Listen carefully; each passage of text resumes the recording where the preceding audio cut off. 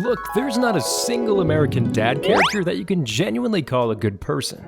But does that mean we hate every single one? No, in fact, some of the most despicable characters often end up being fan favorites. So today, we're going to be separating the cast of American Dad into most loved versus most hated. Now, if we talk about the #1 most loved American Dad character, that honor definitely belongs to everyone's favorite gray alien, Roger. I mean, probably his best quality is all those wacky disguises he puts on. We know he's not fooling anyone, but somehow he's able to get by without getting caught, and that just makes his presence on the show all the more hilarious. Now, this clearly shows that he has some acting chops, although I'd say they're not exactly Oscar material. But despite that, he's pretty damn proud of his skills, and he gets pretty competitive about it too. Just take a look at the season 7 episode, A Piñata Named Desire, and you'll see what I mean. You see, Stan does a bit of acting while he's undercover for the CIA, but Roger seems to think this is nothing compared to his artistry. The next time Stan goes out for a sting, Roger decides to see what he's up against. But get this, Stan isn't a great actor at all. In fact, he's so bad that he blows the entire operation. And how does Roger react? Stan, don't blame yourself. Oh, thank you. That's acting! How cool is this? He got shot in the back of the head, now he's just like a puppet! Never change, Roger. Okay, but to be fair, Stan has his awesome moments too, and that's why he's #2 on this list. The eponymous American Dad of the show is bound to take center stage, and if you ask me, he's probably one of Seth MacFarlane's best characters. Sure, he's not quite as fun as Roger, but that's just because Roger gets breakout character privilege. And if you need to see why Stan deserves his silver medal for yourself, that time he got sent to Saudi Arabia definitely stands out. So you know how Stan is basically the most American to have ever Americaned?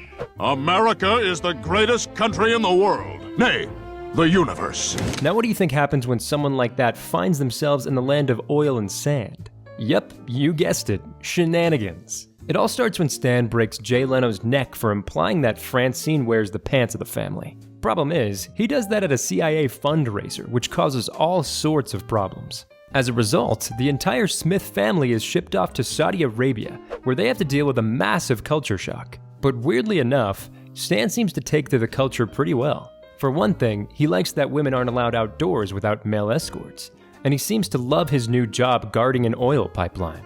I guess that just goes to show Stan's one of the more optimistic characters on the show, even if he can be a bit of a douchebag sometimes. Which brings me to the third biggest douchebag on the show, who happens to also be #3 on this list. I'm talking about Steve.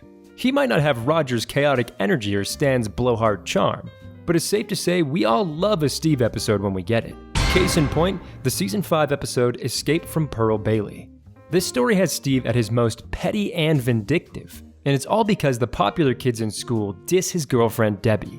This actually inspires Debbie to try to run for school president, because she feels like she can make some changes and even the odds with those douchey popular kids for once.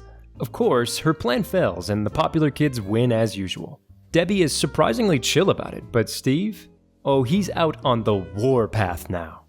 Like, this kid gets a buffalo to relieve itself on one of the cheerleaders, gives another one a reverse liposuction to make one of her legs super fat, and he comes up with a pretty creative way to give the ringleader the worst case of herpes you've ever seen. It's very simple, madam. I'd like you to turn a trick, to use the parlance of your profession, with my stuffed friend here.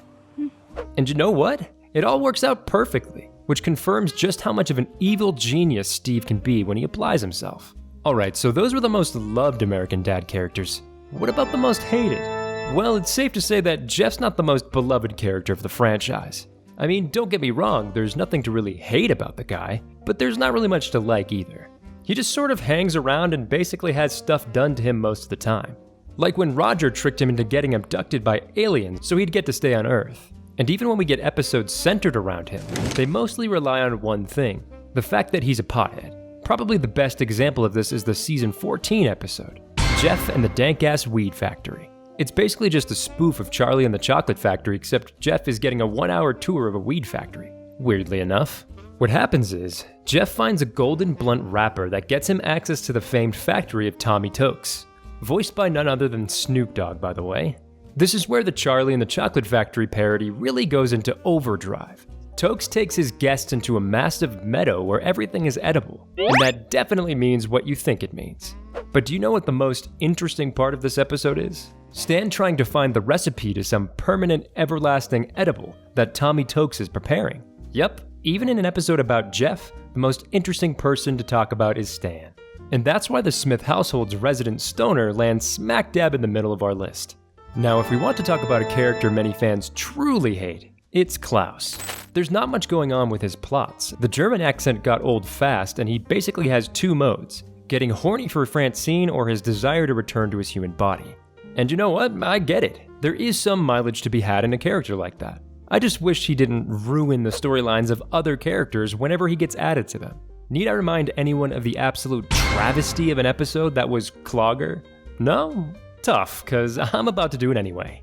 So, Roger gets lonely and decides to try online dating. And through some cruel twist of fate, he ends up matching with Klaus without realizing it. This should be weird as hell, but the two decide to just have a meal together. What's the worst that could happen? Well... That was incredible! Normally I'd be for all sexual shenanigans between Roger and pretty much anybody, mostly because they're bound to make me laugh until I throw up. But in this particular episode, I ended up throwing up for another reason entirely. You see, there's just something deeply weird about a fish and an alien getting it on, even on a show like American Dad, and things get much weirder from there. Eventually we're exposed to this horrific sequence that left me sleepless for like 3 nights at least.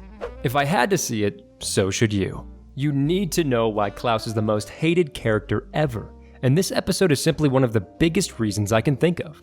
Thankfully, this, relationship doesn't last long. Klaus and Roger are both pretty erratic, so it doesn't take long for them to get sick and tired of each other. But man, can you imagine if the show had rolled with an idea like this for more than one episode? I shudder at the thought. If you've enjoyed this video, I'm sure you'd like this one too.